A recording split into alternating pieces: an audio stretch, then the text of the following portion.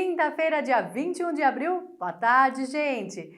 Feriadão gostoso, hein? Muita gente em casa hoje e também amanhã, né? Tem muitos aí que só vão pensar no serviço semana que vem. Que delícia! Bom, mas nós estamos aqui, firmes e fortes, com o nosso Eco Cidade. Termômetro marcando 30 graus e sem previsão de chuva nesta quinta. Bom, e já que estamos falando de previsão do tempo, vamos começar o nosso programa de hoje com a Rafaela Damasceno, que vem com notícias do tempo. Vamos saber como fica hoje e também os próximos dias. É você, Rafa. Abril segue quente nos próximos dias em Lençóis Paulista.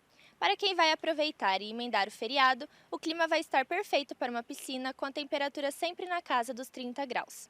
As noites continuam mais frescas, mas ainda longe do ideal para agradar os amantes do frio. A máxima hoje é de 30 graus, com mínima de 16.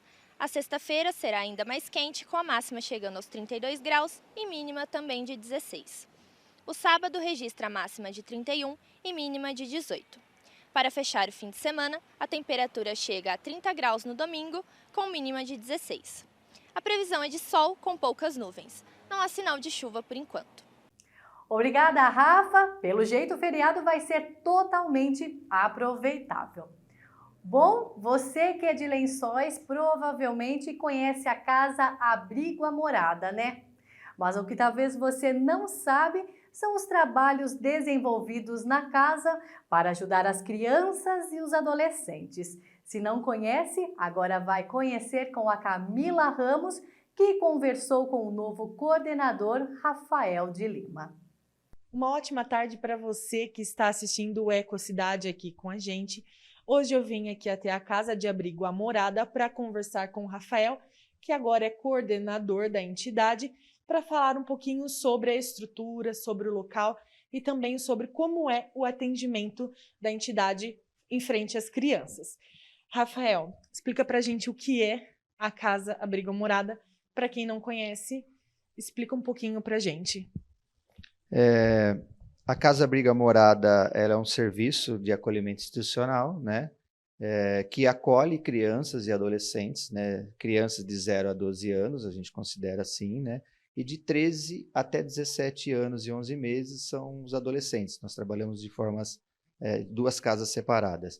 São crianças e adolescentes que foram afastados do poder familiar por medida judicial em função de alguma violação de direitos que elas estavam sofrendo naquele momento. Então, elas passam tempo aqui no abrigo, um prazo determinado, né, pela justiça, até que as suas famílias sejam trabalhadas, né, para superarem essa fragilidade que foi identificada, né, ou ficam aqui também, né, até que se encontre uma família substituta. E aí pode ser algum parente, alguma pessoa da família ou uma família adotiva. Como está a lotação aqui na casa? Hoje, em função da pandemia, né, de todo esse processo de pandemia, a casa hoje está com uma lotação assim, bem alta. Né? Nós temos capacidade para atendimento de 20 crianças e adolescentes, contando os dois públicos, e nós estamos hoje com 28. Né? Nós adequamos os serviços, né, tecnicamente e também de estrutura para poder comportar esse aumento, que é resultado da própria pandemia. Com a pandemia, as crianças deixaram de ir para as escolas, deixaram de ter as suas atividades rotineiras e passaram mais tempo em casa. Passando mais tempo em casa, elas ficaram mais expostas a situações de violência, porque os casos de violência contra a criança e adolescente, em grande parte, acontecem dentro de casa, né? Um abuso ou uma violência física é dentro de casa. A casa, ela tecnicamente, né, por exigências da lei, né, pela norma técnica, ela compõe hoje, nós temos aqui uma assistente social, nós temos também uma psicóloga e temos um plus, né, que é um funcionário além ainda do que a norma técnica pede, que é uma pedagoga. Essa equipe, ela trabalha, né, todas as situações de vulnerabilidade da criança, para superar o trauma, para compreender, né, o que aconteceu com ela, para que ela não seja vitimizada, para que ela não seja, para que ela não fique levando aquilo como uma culpa dela e atrapalhando o seu desenvolvimento escolar, desenvolvimento pessoal, né? Mas a Casa Abrigo Amorada não faz isso sozinho. Existe uma rede, né, que nos apoia, que nos ajuda, que trabalha em conjunto. né, composta da saúde, composta do conselho tutelar, composta da assistência social, da educação, existe toda uma rede preparada para dar essa atenção. Eu também ia falar sobre essa rede. Também existe uma rede de apoio com os voluntários, né, que vêm aqui, fazem adoção no sentido de apadrinhar as crianças. Sim, existe um projeto aqui na Casa Abrigo Amorado, né, denominado apadrinhamento afetivo. Esse apadrinhamento afetivo nada mais é do que a oportunidade das pessoas, né, virem até o abrigo e apadrinhar uma das crianças. É claro que não é feito de qualquer jeito, né, é feita uma triagem, com orientação, com as medidas da lei sendo explicada para essas pessoas, do que pode e o que não pode, né?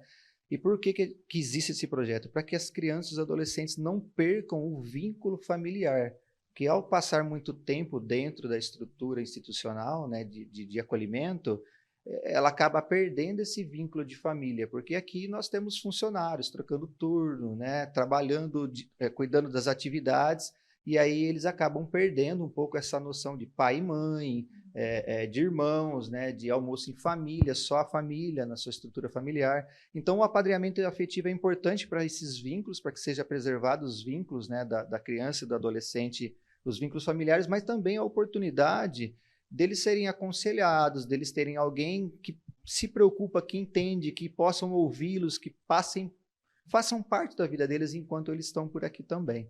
E a gente enfatiza, né?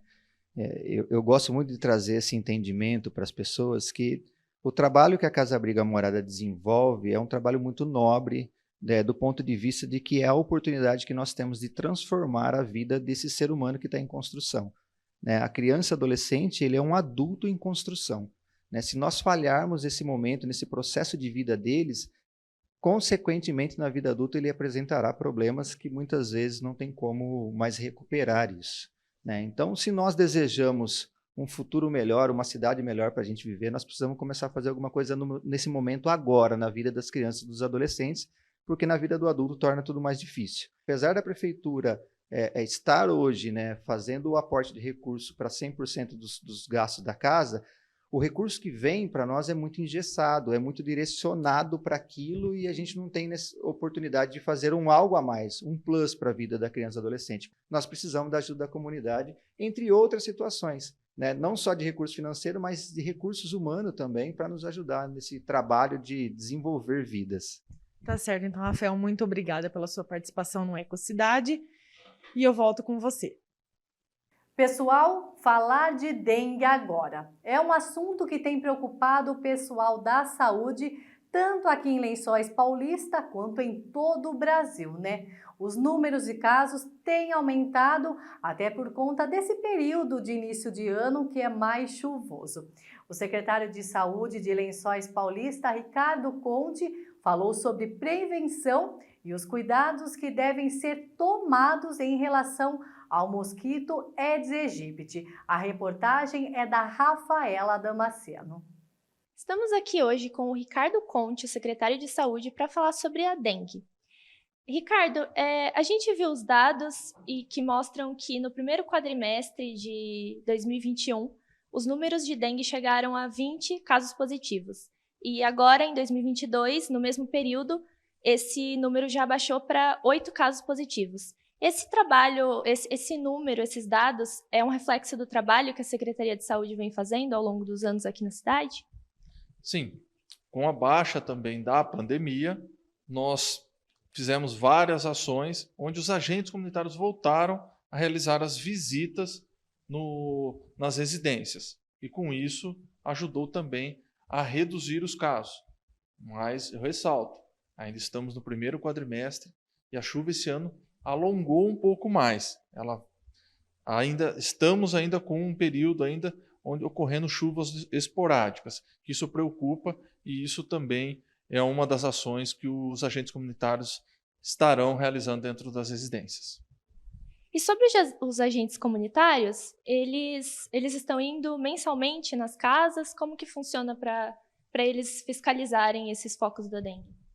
Bom, os agentes comunitários vão nas residências, onde eles realizam essa visita. Então, peço à população que abram a porta da casa para os agentes, para que possa ser avaliado, verificado todo o ambiente, não só nesse momento onde estamos realizando o ADL, né, que é a verificação do índice larvário, mas também nos períodos mensais, onde que nós podemos avaliar as condições, eles podem verificar possíveis focos de dengue, onde que as pessoas às vezes não percebem. E quando a gente fala sobre a dengue, a gente sabe que a prevenção também é muito importante. O que as pessoas podem fazer para prevenir esses casos? Que medidas que elas devem tomar? Bom, a prevenção é reduzir ou zerar os locais onde que possam ocorrer acúmulo de água parada. Então, locais como que a gente pode fazer limpeza das calhas, tomar cuidado com os vasos de plantas que não tenham terra embaixo ali onde acumula água, qualquer local que às vezes fica difícil acesso, que possa ter uma pequena quantidade de água, o Aedes ele pode estar se alojando ali e se reproduzindo. E se for encontrado um foco de dengue, que medida que a saúde está tomando aqui na cidade? Bom, toda vez que é encontrado um foco de dengue, temos um positivo ou vários positivos no local, é feita uma ação de contenção naquela região, num perímetro onde a gente vai fazer uma verificação mais ostensiva e também fazer o bloqueio, que a gente chama aqui pelos agentes de endemias. Gente, combater o mosquito da dengue é um dever de todos nós, hein? Cuidando bem de nossa casa, já vamos ajudar muito. A região do Jardim Monte Azul deve ganhar uma nova rotatória em breve. O dispositivo que promete colocar fim aos caos que se tornou o trânsito no cruzamento da Avenida José Veloso com a Rua Guaianazes já está sendo implantado e deve ser entregue em poucas semanas. O Elton Laude foi ao local e traz mais informações. E o trânsito aqui nesta região realmente é muito complicado, mas este é um problema que aparentemente deve ser resolvido aí nas próximas semanas. Como é possível perceber, as máquinas já estão trabalhando aqui no local e as obras estão aceleradas.